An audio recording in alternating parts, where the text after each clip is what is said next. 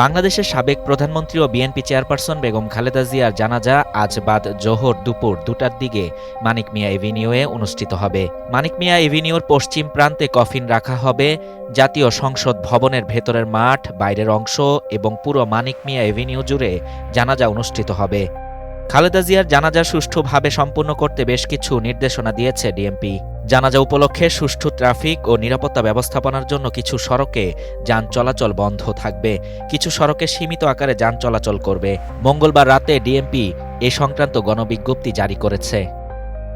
গণবিজ্ঞপ্তিতে জানানো হয়েছে, elevated express ওয়ের Farmgate নামার র্যাম্প বন্ধ থাকবে।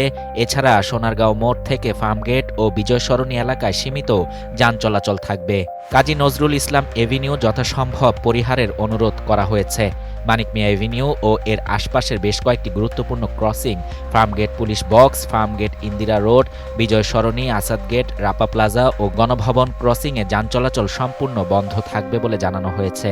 মিরপুর, বনানী, মহাখালী, গুলশান ও বিমানবন্দরমুখী যানবাহনের জন্য বিকল্প সড়ক ব্যবহারের নির্দেশনা দিয়েছে ডিএমপি। একই সঙ্গে পান্থপথ, সোনারগাঁও হোটেল, ধানমন্ডি ৩২ নম্বর ও সায়েন্স ল্যাব এলাকায় প্রয়োজন অনুযায়ী যানবাহন ডাইভারশন দেয়া হবে।